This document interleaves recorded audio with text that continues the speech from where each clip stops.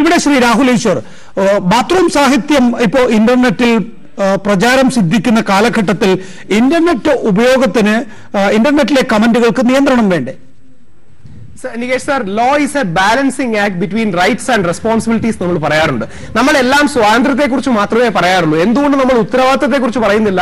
ലിബർട്ടിയെ കുറിച്ച് പറഞ്ഞാൽ കൈയടി കിട്ടുമായിരിക്കും, പക്ഷേ റെസ്പോൺസിബിലിറ്റിയും കൂടെ വേണം. ഒരു മെച്യൂർ സമൂഹം എന്ന രീതിയിൽ രണ്ടും വേണം. ഈ നിയമം ദുരുപയോഗം ചെയ്യപ്പെട്ടിട്ടുണ്ട് ഇല്ലെന്ന് ആരും പറയുന്നില്ല. നമുക്കൊരു സൈബർ കോർപ്പറേറ്റ് തീവ്ര വലത് പോലീസ് സ്റ്റേറ്റ് വേണമെന്ന് അഭിപ്രായം ആർക്കുമില്ല.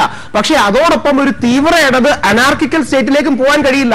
ഇതിന്റെ അപകടം നോക്കൂ. ഇനിയും വരാൻ പോകുന്ന കാലത്ത് 4Gയും 5Gയും വരും. കാര്യങ്ങൾ വളരെ വേഗത്തിൽ പോകും. സംഘടിതമായ ഒരു ഗ്രൂപ്പിന് വേറെ ഏത് ഗ്രൂപ്പിനെയും ഡിഫെയിം ചെയ്യാൻ കഴിയും. ഡിഫമേഷൻ പോട്ടെ, നമ്മുടെ തൊട്ട അയൽ രാജ്യത്ത് ഒരു കൂട്ടക്കുരുതി ഉണ്ടായി എന്ന് പറഞ്ഞ് നമ്മുടെ ബാംഗ്ലൂരിലെ എത്രയധികം ആൾക്കാർക്കാണ് പോകേണ്ടി വന്നത്.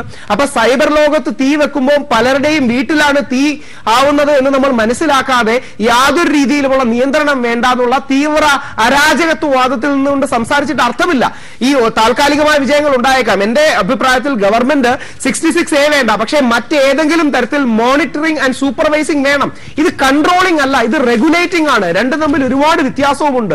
ഏതെങ്കിലും ഒരു തരത്തിൽ ഒരു മെച്യൂർ സമൂഹത്തിന് ലിബർട്ടിയും വേണം, റെസ്പോൺസിബിലിറ്റിയും വേണം, മോണിറ്ററിംഗ് സിസ്റ്റംസ് വേണം, സൂപ്പർവൈസിംഗ് സിസ്റ്റംസ് വേണം. ഇതൊന്നുമില്ലാതെ ഏത് രീതിയിലും കുത്തഴിഞ്ഞൊരു സമൂഹത്തിലേക്ക് പോകാമെന്ന് വാദിച്ചാൽ താൽക്കാലികമായി ഇതിന് അപ്പർ ഹാൻഡ് കിട്ടുമെങ്കിലും ദൂരവ്യാപകമായി അപകടങ്ങളിലേക്കും. എന്തിന് ഇന്ന് ബാത്റൂം സാഹിത്യം എന്ന് അങ്ങ് പറഞ്ഞു, ബാത്റൂമിൽ ക്യാമറ വെക്കുന്നതിന്റെ കാര്യങ്ങൾ കാട്ടുതീ പോലെ പടരുന്നു, ചൈൽഡ് പോർണോഗ്രാഫി കാട്ടുതീ പോലെ പടരുന്നു, ഡിഫമേഷന് വേണ്ടിയുള്ള കൊട്ടേഷൻ ഗ്രൂപ്പുകൾ സൈബർ ലോകത്തുണ്ട്.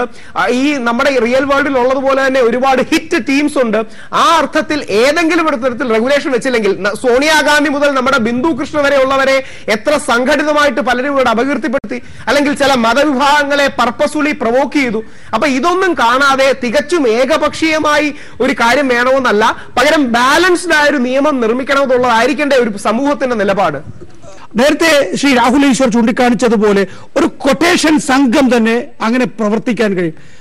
അത് നിയന്ത്രിക്കപ്പെടേണ്ട എന്ന് പറയുമ്പോൾ നമുക്ക് നേരത്തെ രാഹുൽ ഈശ്വർ തന്നെ ശരിയാവണ്ണം ചൂണ്ടിക്കാണിച്ചതുപോലെ ശരിയാണ്, നമുക്ക് അഭിപ്രായ സ്വാതന്ത്ര്യത്തെക്കുറിച്ച് വേണ്ടി വാദിക്കുമ്പോൾ അതിനിപ്പോ ഒരു അപ്പർ ഹാൻഡ് കിട്ടും എന്നതല്ലാതെ അതിന്റെ വ്യത്യസ്തമായ വശങ്ങൾ, അപകടകരമായ വശങ്ങൾ പരിശോധിക്കപ്പെടുന്നതെല്ലാം വീഴ്ച വരുത്തും. നികേഷ് പറയുന്ന ഇപ്പോഴത്തെ യുക്തി അനുസരിച്ചാണെങ്കിൽ സത്യത്തിൽ മൈക്രോഫോൺ കണ്ടുപിടിക്കപ്പെട്ട നാളിൽ മൈക്രോഫോണിന് ഒരു നിയമം ഉണ്ടാക്കണമായിരുന്നു.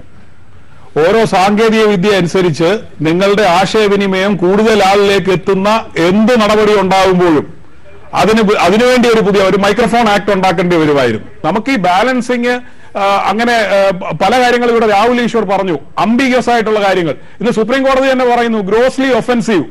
ട്രെയിൻഡ് ആയിട്ടുള്ള ജുഡീഷ്യൽ മനസ്സ് തന്നെ രണ്ട് മനസ്സുകൾ വ്യാഖ്യാനിക്കുമ്പോൾ ഇത് നിർവചിക്കാൻ കഴിയുന്നില്ലെങ്കിൽ നിയമപാലകർക്ക് ഇത് വിട്ടുകൊടുത്താൽ എങ്ങനെ നടക്കും?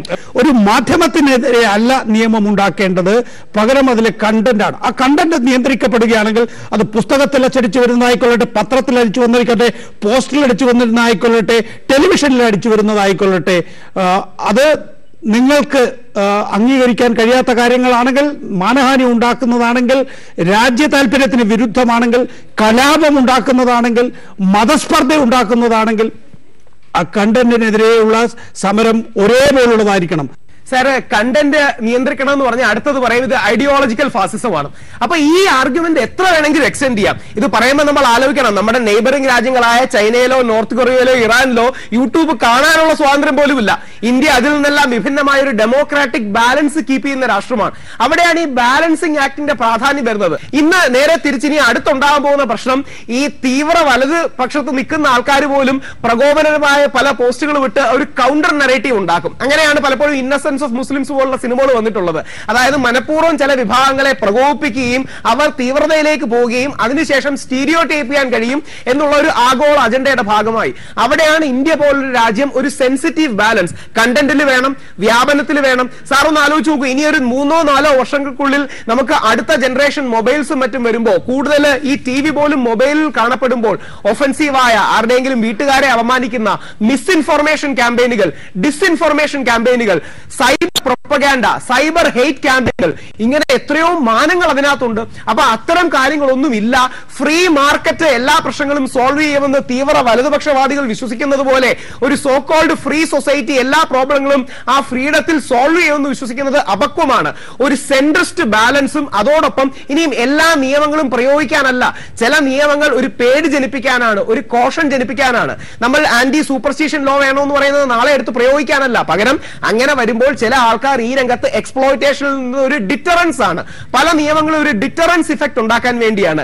അപ്പോൾ ചില ചില നയങ്ങളും ചില ഇൻക്ലൂസിവിറ്റിയും ഉണ്ടാക്കാൻ ചില നിയമങ്ങൾ ആവശ്യമാണ്. 66A സ്ട്രൈക്ക് ഡൗൺ ചെയ്താൽ മറ്റൊരു നിയമം കുറച്ചുകൂടെ സുതാര്യമായ, മിസ്യൂസ് ചെയ്യപ്പെടാൻ സാധ്യതയില്ലാത്ത വ്യക്തമായ ചട്ടങ്ങളും ചിട്ടവട്ടങ്ങളും എഴുതി വെച്ചൊരു നിയമ സംവിധാനവും ആ ലോയുടെ മിസ്യൂസ് തടയണം. ലോ വേണ്ട എന്ന് വാദിക്കുകയല്ല നമ്മൾ വേണ്ടത്.